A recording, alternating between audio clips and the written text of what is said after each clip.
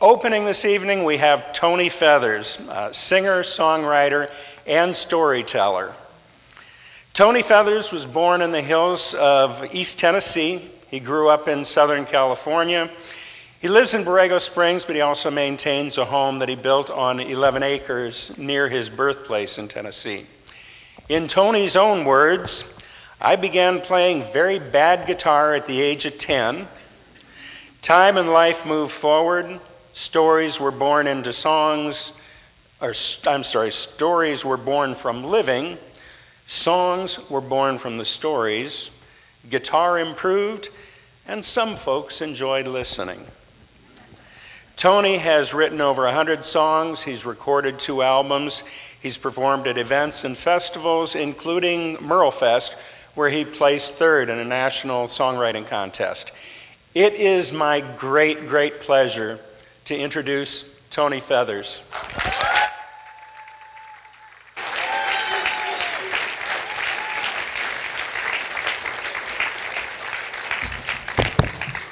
Oh man, I am so glad to finally be here. So glad. Thank you, Gary. And thank you guys so much for coming tonight to support us famously obscure and gainfully self-unemployed songwriter. I am so tickled to be able to open the show once again for my insanely talented friends, Scott and Rosebud, collectively known as Bug Guts.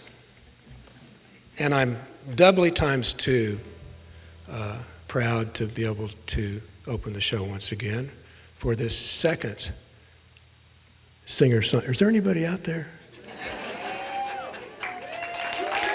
Yeah. I can't see you. For this second singer-songwriter. There you are. Oh, man. So for the second singer-songwriter night here at our beautiful Borrego Springs Performing Arts Center. So my name is Tony Joe Feathers, and whether you all realize it or not, you've just stepped into a great big room full of love. So let's jump right in. This first song is partly the story of my life, and it's partly just some good advice. And a quick little note beforehand. Time has slowly but surely taken my singing voice away. But fortunately, it has been kind enough to not take my words. And so those words are what I will stand upon tonight and share with you. First song called Love Big.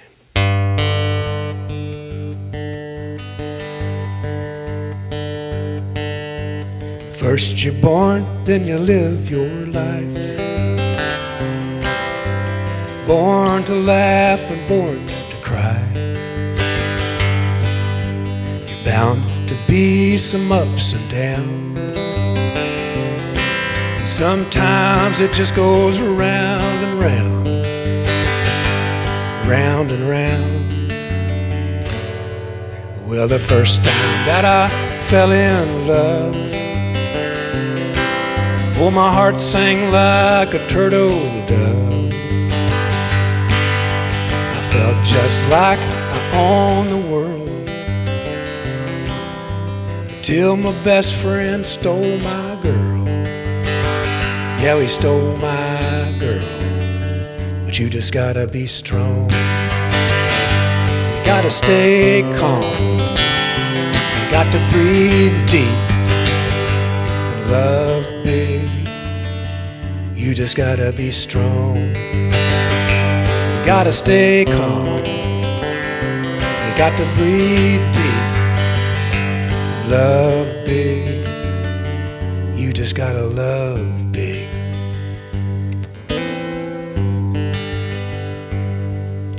Now God knows that I've seen the times when I didn't even have a dime, when all my hopes were just a dream. that was never coming true, it seemed. True, it seemed. Ah, but then the clouds would roll away. I'd find myself a brand new day, with a couple of bucks and a crooked grin. I'd find the will to try it all again. All again. 'Cause you just gotta be strong. You gotta stay calm. You got to breathe deep. Love big. You just gotta be strong. You gotta stay calm. You got to breathe deep and love big. You just gotta love big. So if you find yourself in troubled times, being kicked around by your troubled mind, you just find a smile and put it on. Then you love your friends and pet your dog. Don't forget your cat, 'cause you just gotta be strong. You gotta stay calm. You got to breathe deep. Love big. You just gotta be strong. You gotta stay calm. You got to breathe deep. Love big. You just gotta love big.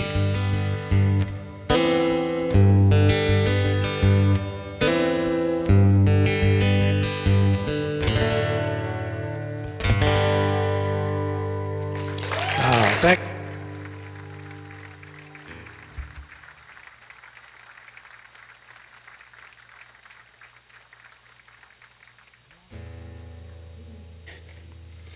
you know, I had a dream.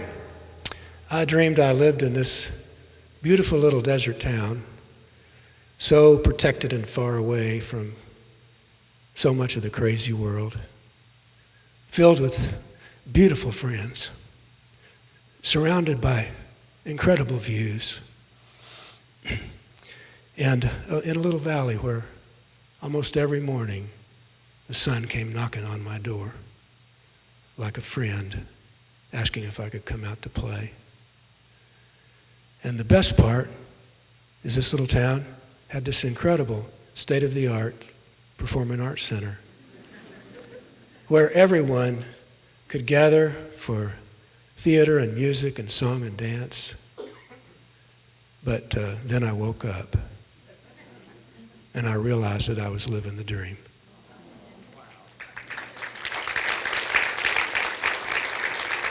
So much to be grateful for. So this next song is I wrote about the confusion that takes place in the mind of a selfish and stubbornly independent man when he realizes that he has come face to face with his true love. Now, this is not an autobiographical song.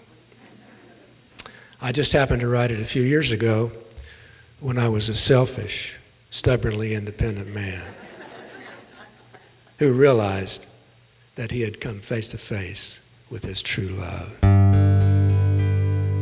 It's called No Account Blues.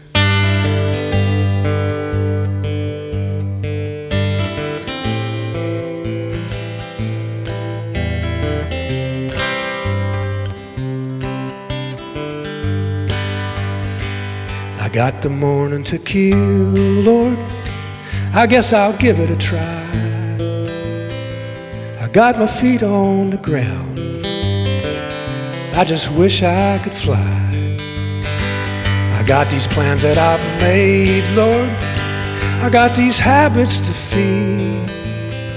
I got a knife in my boot for cutting ties I don't need. I got some things on my mind, I guess I gotta choose between someone to count on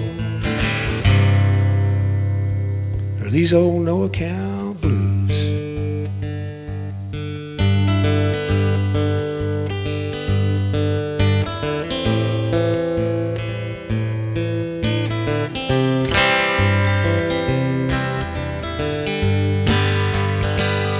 got places to go, Lord. I got my hands on the wheel. I see a light up ahead. I can't tell if it's real.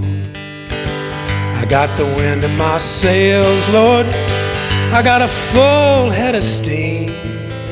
I got a map of the world tucked away in my dream.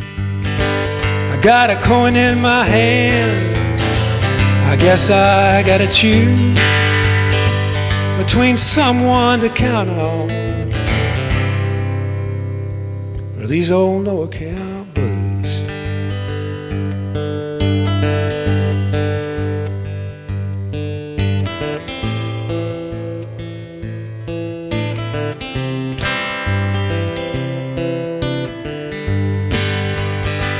I got a song in my head, Lord, but the words just don't rhyme. I got a mind that's wide open, but nowadays that's a crime. I love the sound of the wind, Lord. I hear the call of the wild. But how can a man build a life upon the dreams of a child? 'Cause now that my love has arrived, I guess I gotta choose between someone to count on or these old no-account blues.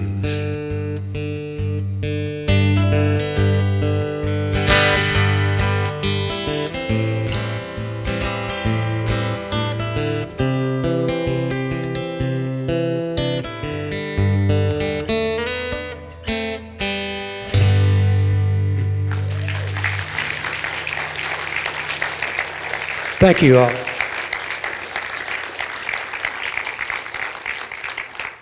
You know, songwriters are an eclectic bunch.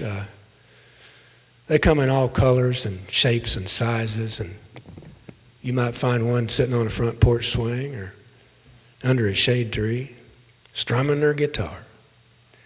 And you might think, they're writing a song right now. And most generally, you would be absolutely wrong. Because what they're actually doing is they're trying to process the accumulated trauma of being told in almost every conversation that they have that there's a song in there somewhere. So what you don't realize is that most songwriters are gentle-hearted people. They just want to please their friends. So they go home, and after 4 or 5 days, a sleepless night or two, are racking their brains, that little light finally pops on.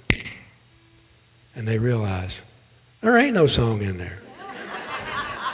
Anywhere.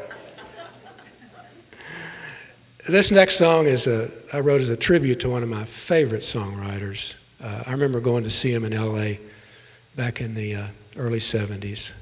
At the Troubadour, I believe. And he was just a young man then.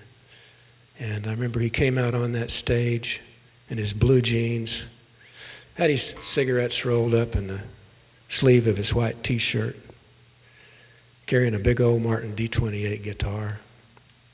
And he mesmerized the room that night with the raw, simple honesty of his songs. And over the next 50 years, he went on to become a cherished American treasure. And with a voice like a coffee grinder and 3 or 4 chords on that guitar, he gave some of the rest of us without perfect voices or dazzling guitar skills the confidence to stand up and sing our own songs. Does anybody out there know who I'm talking about?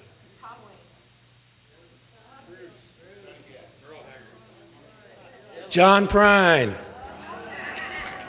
John Prine. So COVID took John, and I can't get used to living in a world where there's just not going to be another John Prine song to come along and help us to see the simple truth of a thing.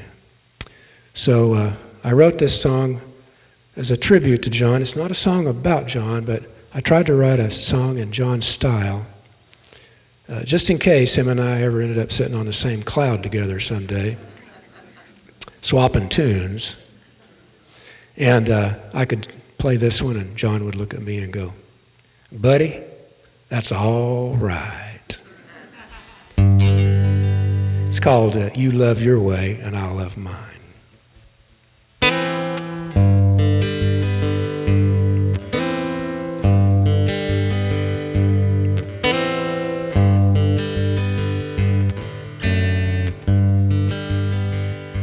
If you could see you just the way that I see you, then I guess that you'd see you as my dream come true. And if you could love you just the way that I love you, then I guess that you'd love you like a love-drunk fool. And if I could see me just the way that you see me, I guess I'd see some old worn-out shoe.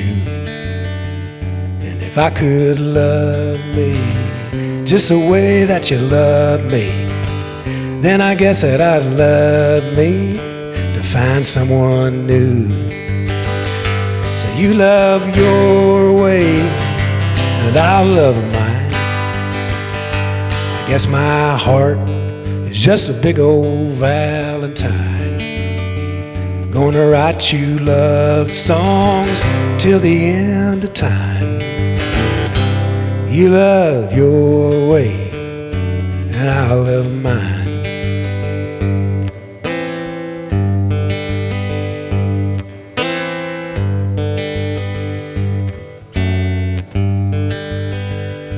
If you could need you just the way that I need you, then I guess that you'd need you like the sun and the rain.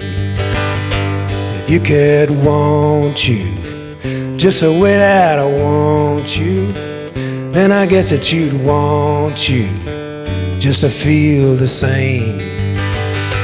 If I could need me just the way that you need me, I guess I'd need me to pack my bags and go. And if I could want me just the way that you want me, then I guess that I'd want me not to be so slow. So you love your way, and I love mine. I guess my heart is just a big old Valentine. It's gonna write you love songs till the end of time. You love your way, and I love mine. And everything will be fine till the sun don't shine, or we run out of wine. God, I miss John Prine. Thank you.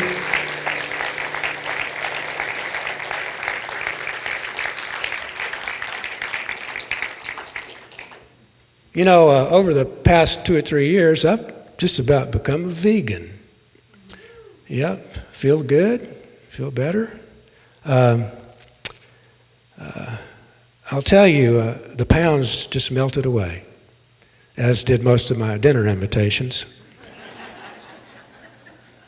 And I had to brush up on my cooking skills because I found myself surrounded by all-you-can't-eat restaurants.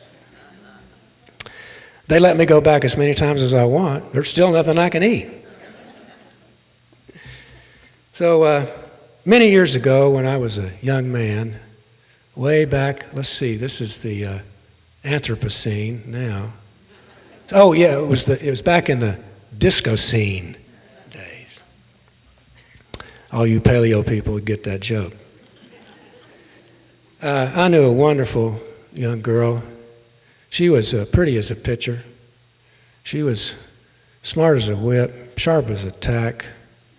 She was kind and gentle-hearted, and by the age of 21, she was well on her way to becoming a tragic, lifelong alcoholic.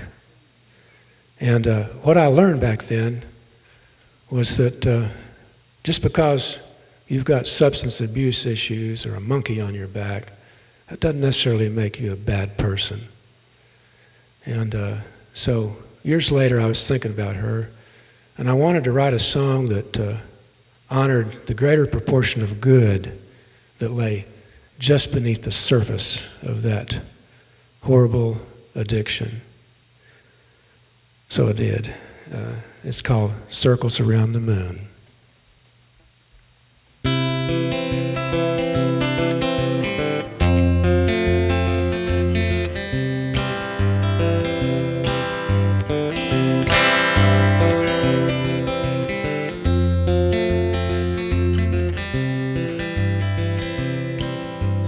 Laughing heart, loving eyes, and liquor heavy on her breath.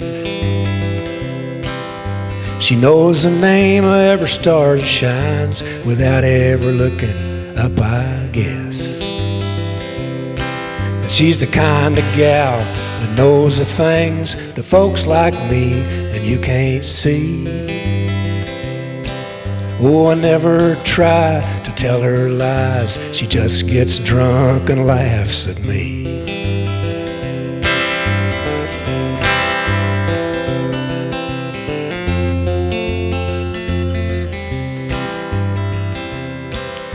The prettiest smile in the universe, she says that she travels in her dreams.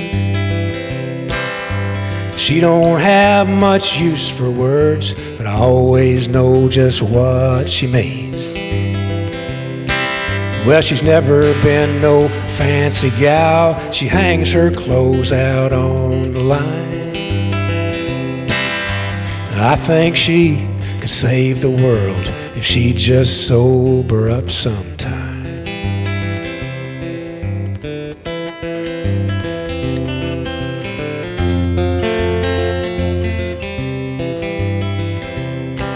Now she loves me when I sing her songs, especially on the edge of night.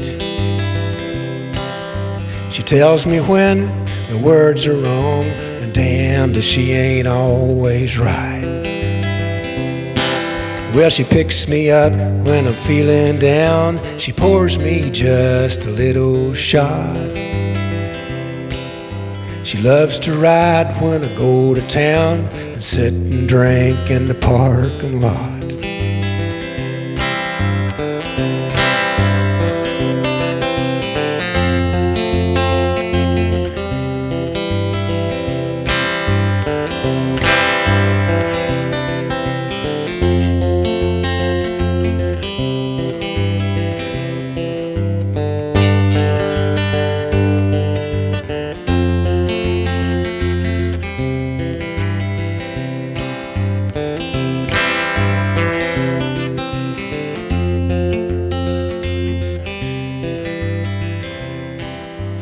Mystery hangs like a silver chain around her heart when she's feeling blue. She goes to sleep every time that it rains and dreams of circles around the moon. Well, she disappears for a month or two. I never ask her where she goes.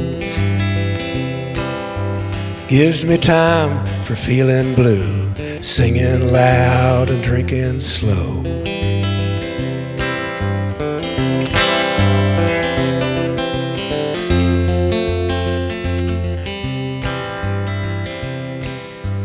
Laughing heart, loving eyes, and liquor heavy on her breath. God bless her. Thank you all. Like I told you all on the show last year, this is the part of my memory that no longer resides in my brain. So, of all the different kinds of love that we can feel in our lives, one of the purest and most undiluted is the love that we have for our animals, for our pets. And that can extend out to all wildlife, really. But I want to tell you a little story, a couple little stories actually, about the love I had for a little bit different kind of a pet. So back when I was about 13 years old, a buddy of mine came over to my house and he had a little box. And he opened it up, and inside was this little turtle. It was one of those little pet store turtles with the red splotches on their side of their neck. And he said, "My sister flushed my turtle down the toilet." And I said, "What'd you do, get another one?" He said, "No." He said, "I went back in there about 4 hours later, and he had popped back up." He said, "I guess he just clawed and scratched and climbed and swam his way back up out of there." He said, "Think about it. That little fella right there has been where no man has been before." And he came back to tell about it. And I said, "You mean that turtle can talk?" And he said, "No." He said, "But think about it. It just sort of makes that whole first man to walk on the moon seem kind of like child's play." And he said, "I know she's going to try it again."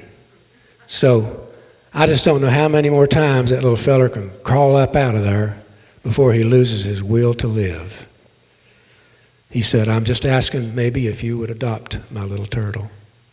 So I agreed, not knowing at the time that those little guys can live 25 or 30 years and get about as big around as a Volkswagen hubcap. So roll the clock forward 20 years. You see the picture now, don't you? I'm a 33-year-old man living alone with a pet turtle. So I come home from work in the evenings. I go to the refrigerator to get me a cold beer. I turn the TV on and I sit down in my chair. In that order, because this was the days before remote control. And then I holler, "Here, Super Turtle. Come on, buddy. Come on, Super Turtle." That's what I named him, you see. Well, now, calling a turtle is somewhere in between calling a dog and calling a cat. When you call a dog, you pretty much expect him to come. When you call a cat, well, pretty much expect that he ain't going to come. But when you call a turtle, you've got to have patience.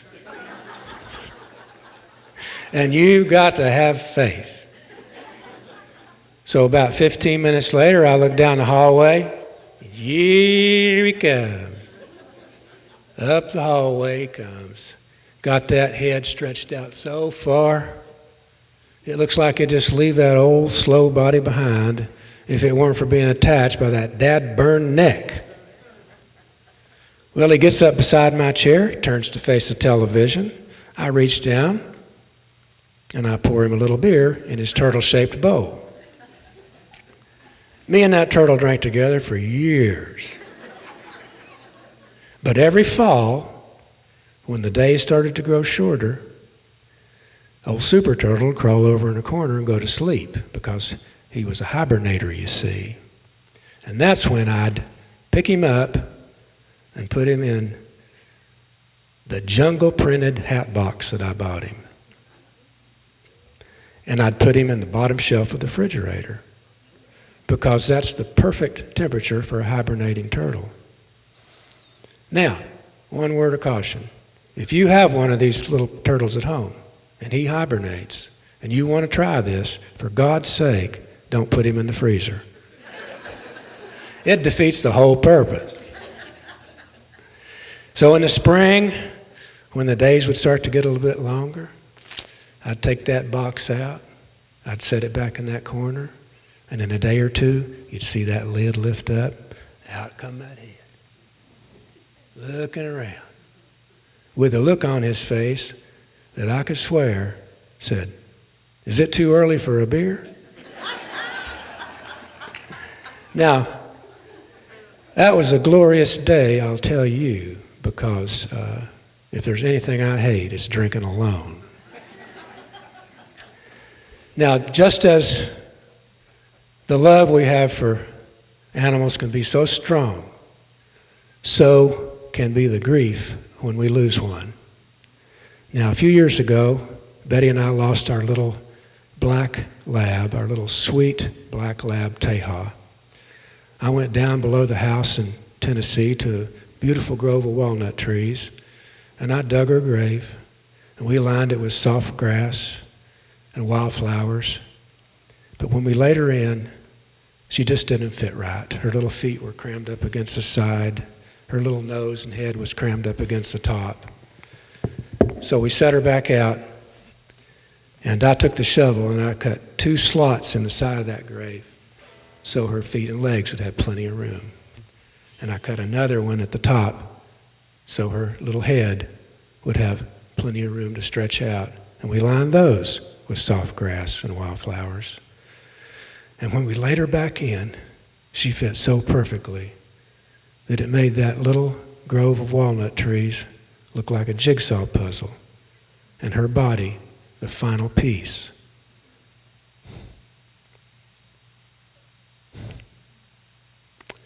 To complete that beautiful picture of her life. 3 days later, this song arrived. It's called Shape of a Dog.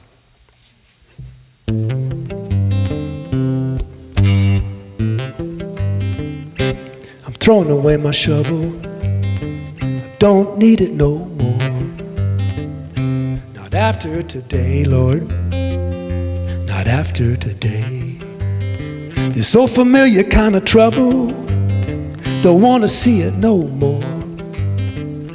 Not after today, Lord. Not after today. So come on, girl, run. Why don't you get up and run? Got to be a better way to have to say goodbye. Won't you tell me what it is, Lord?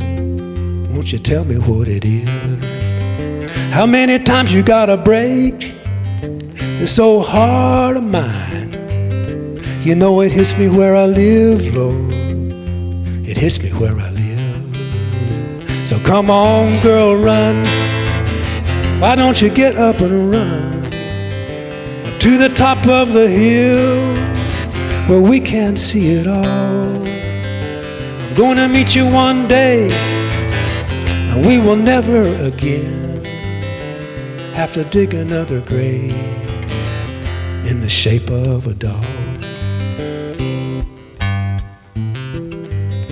We never asked for much, just a simple little day.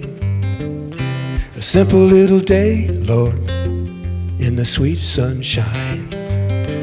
Just to mosey along with my beautiful friend, with my radiant companion by my side. So come on, girl, run. Why don't you get up and run up to the top of that hill where we can't see it all? I'm gonna meet you one day, and we will never again have to dig another grave in the shape of a dog. Don't wanna dig another grave in the shape of a dog.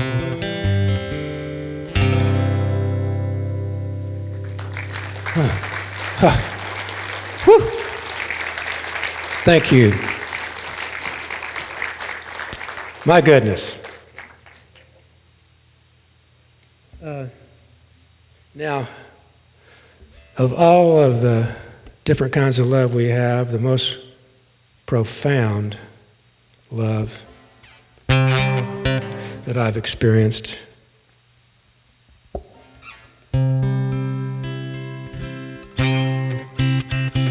is the love I have for my wife. Now, I know I can get you girls on that one. She's not only my best friend, but she's my therapist and she's my counselor. And I remember a few years ago, she came to me and she said, "Honey, I can tell something's bothering you. What's wrong?" And I said, I don't know. I said, sometimes I just feel like getting up on stage and singing my little songs. Well, it just don't feel like a real job. And she said, now you listen here. She said, there's two ways it can go sideways up there. She said, one, you can make everybody mad and they'll get up and leave. And two, you can bore everybody to death and they'll all go to sleep. She said, honey, it's your job to keep them somewhere in the middle of those two things. She always knew exactly the right thing to say. So I wrote this song for my wife. And it's the most recent song I've written. It's brand new, actually. Because it's a new song and because it's so emotional for me, you can tell that I'm not the kind of guy who would cry at the drop of a hat or anything like that.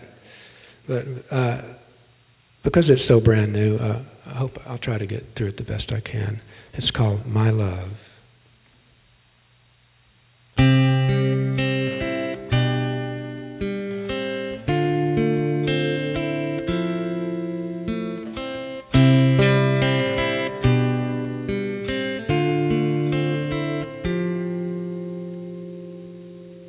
Well, you hug me every morning, ask me how I slept last night. Did I travel with the angels? Did my dreams turn out all right? Then we make a cup of coffee to get us on our way, and your smile is like the sunrise that lasts the whole damn day.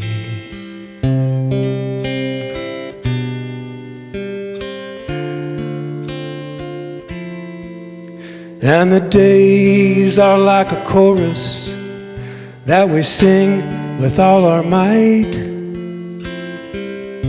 that lie between the verses of the morning and the night. The days flow like a river from the mountains to the sea, down the path of least resistance that brings you home to me. My wife, my love, you own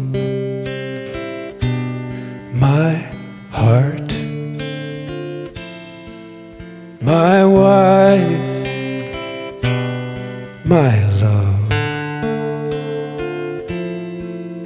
you own my heart. Now evening is our favorite time. We talk about our day, sit and have a glass of wine. I'm constantly amazed at the joy that you found in little things most people never see, and the easy way your laughter seems to pour right in to me.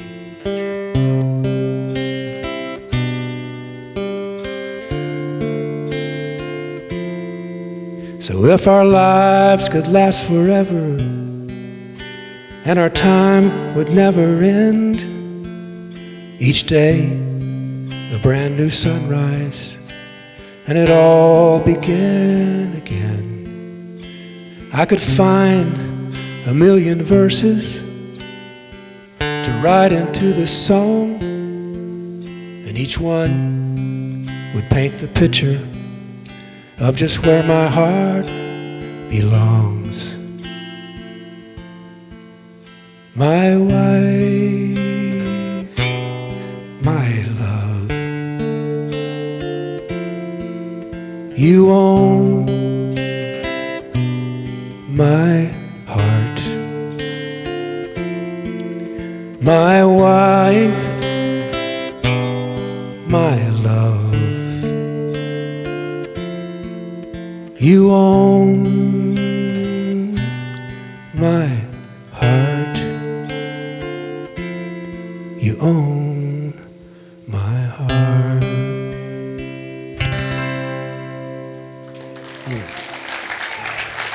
Thank you.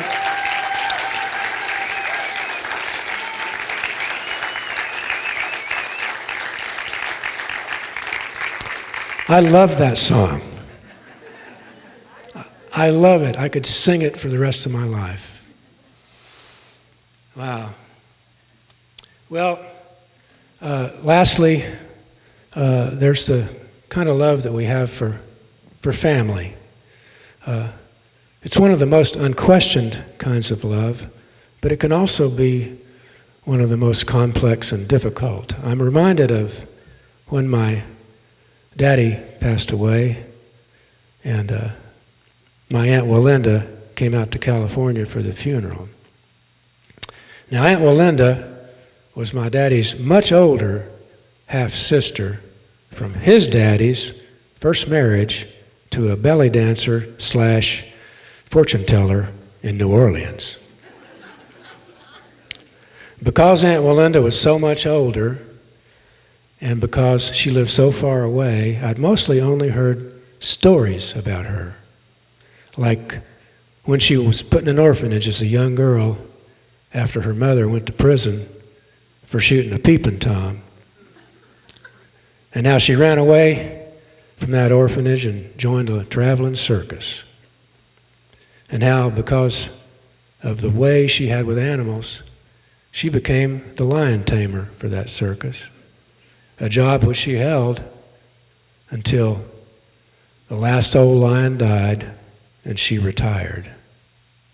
Whereupon, she opened up a little Cajun restaurant in Baton Rouge, where she became famous far and wide for her deep-fried, square crab donuts. Even the hole in the middle was square. And anyway, after the funeral, I said, Aunt Walinda, how long are you going to stay in California? I know you've never been here before. And she said, oh, honey. She said, I was hoping to stay for 3 or 2 or maybe 4 days, and I just wanted to walk on that beach. But she said, these hotel rooms around here, why, they're just awful. It's a sight what they charge for a poor old woman like me just to lay down in bed and go to sleep. So she said, I guess I'll just have to go on back home.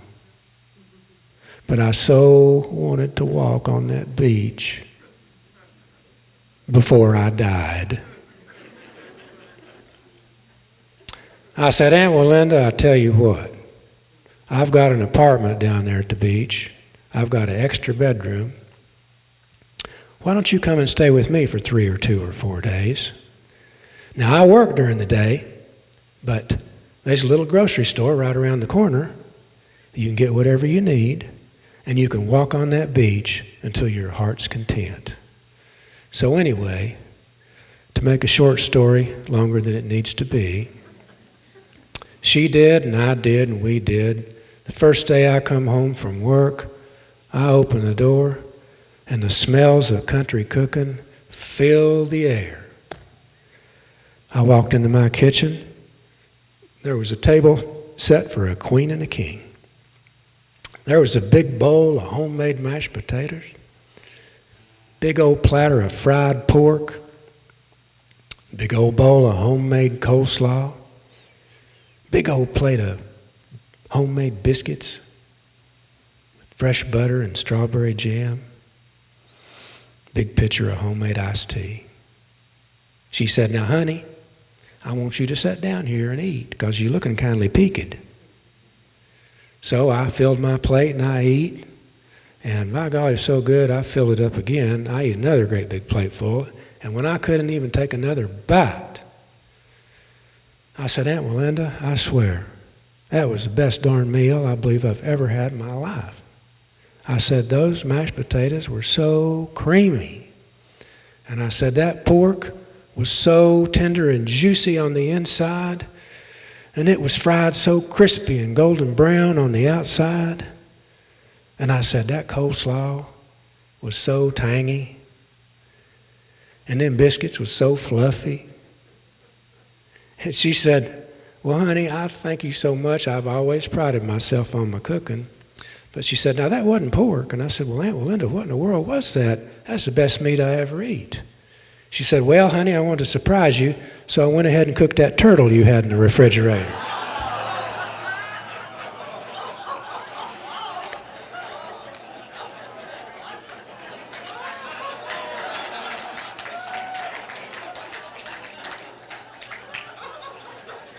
Well, after we cleaned off the table and put the food away and washed all the dishes, we sat back down, and she looked at me and she said, well, honey, you've got tears in your eyes. What's wrong? I said, oh, Aunt Melinda, it's nothing. I said, it's just that I believe that was the best darn turtle I've ever had in my life. She said, well, honey, I'm so glad that you enjoyed it. She said, I'm surprised it turned out as good as it did. We always used to have to fatten them up on beer for a month or so before we cooked them at the restaurant. And then she looked at me with all of the love that one human face could hold. And she said, I bet there's a song in there somewhere. Thank you, folks. I've enjoyed seeing you again. Thank you so much. Don't go away. Fantastic music is on the way. Thank you.